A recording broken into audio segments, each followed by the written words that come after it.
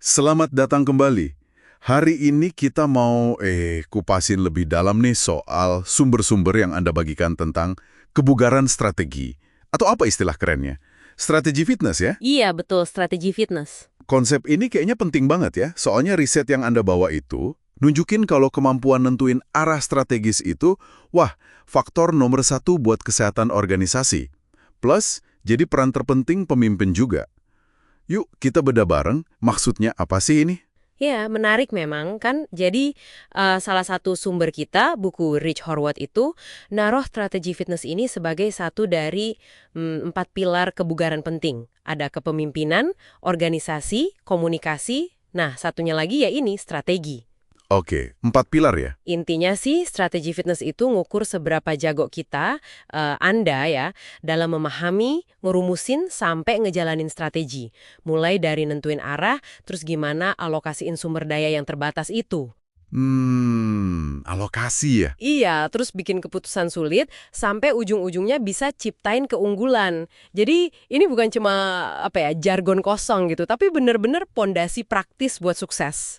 Oke, paham. Jadi, biar fokus, kita bakal pakai kerangka 3A yang disebut di sumber ini ya.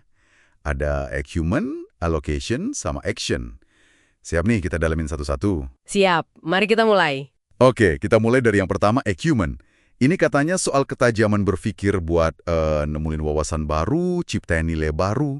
Yang seru nih, materi Anda nekenin banget kalau banyak yang kita kira strategi, ternyata, keliru. Nah, ini penting nih. Misalnya, Cuma pengen untung lebih gede, atau niru-niru aja apa yang dilakuin pesaing, atau malah terlalu hati-hati nggak berani ambil resiko.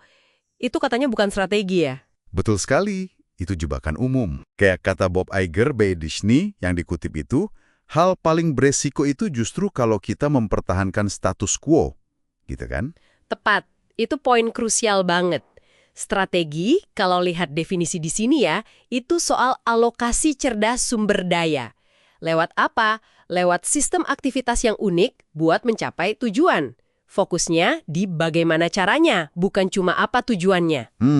Bagaimananya ya, bukan cuma apanya. Iya. Nah, buat bantu bedain, ada kerangka bagus namanya GHOST.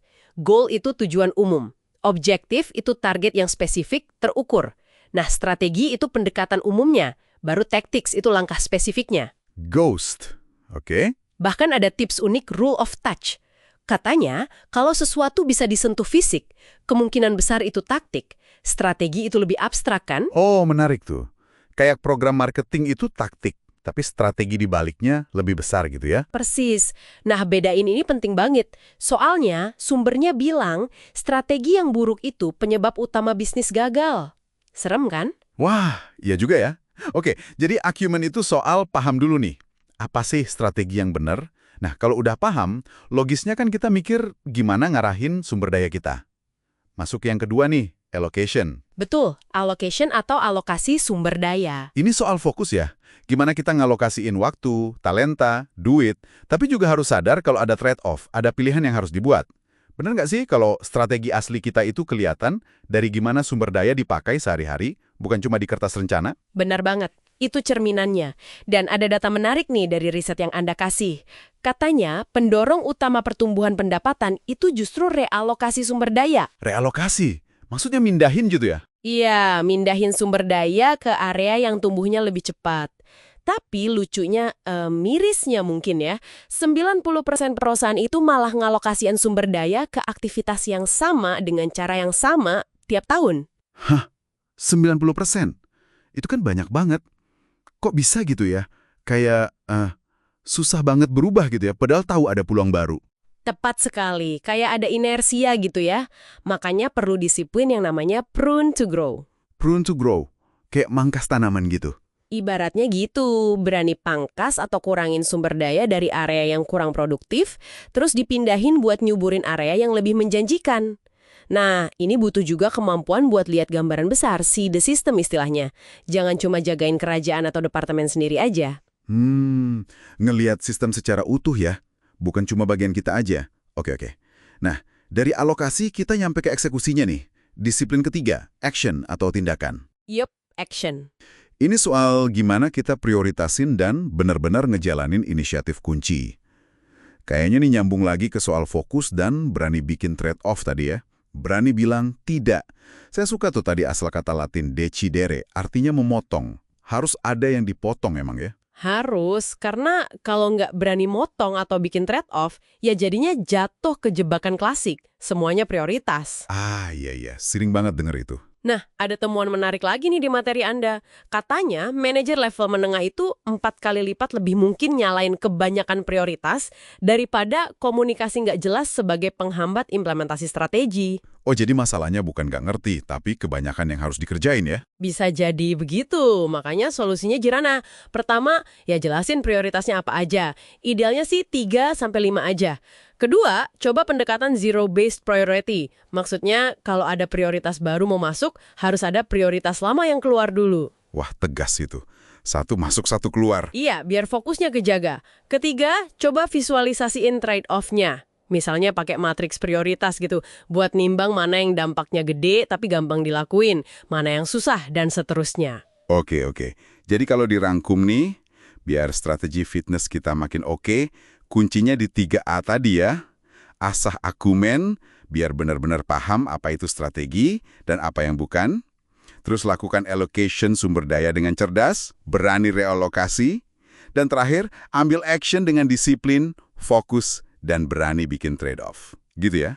Tepat sekali rangkumannya. Dan mungkin orang mikir, kenapa sih ini penting buat saya? Kan saya bukan CEO. Nah, kemampuan strategis ini sebenarnya relevan di level manapun loh. Oh ya? Gimana tuh?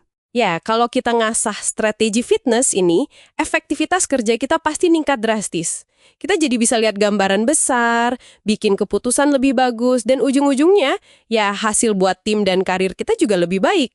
Nggak melulu soal jabatan paling atas. Masuk akal. Jadi ini skill buat semua level ya? Nah, sebagai penutup nih, ada cerita menarik dari sumber Anda tadi. Soal tentara Hungaria yang kesasar di pegunungan Alpen pas badai salju. Oh iya, cerita itu bagus. Mereka udah hampir nyerah, tiba-tiba salah satu nemu peta. Pakai peta itu, akhirnya mereka bisa keluar dengan selamat. Tapi lucunya, belakangan baru ketahuan, itu bukan peta Alpen, itu peta pegunungan Pyrenees. Beda banget kan? Jauh beda, iya. Cerita ini kayak ngingetin kita ya, bahwa kadang, bahkan tanpa peta yang sempurna pun, kalau kita punya pola pikir strategis yang benar, kemampuan baca situasi, adaptasi, bikin keputusan, kita tetap bisa nemuin jalan keluar. Betul. Kemampuan strategisnya itu yang jadi kompas internal. Nah, pertanyaan buat Anda renungkan mungkin. Peta macam apa sih yang lagi Anda pegang sekarang dalam pekerjaan atau hidup Anda? Dan seberapa siap Anda buat adaptasi, buat nyesuaiin arah kalau ternyata peta itu perlu dikoreksi? Coba direnungkan, ya.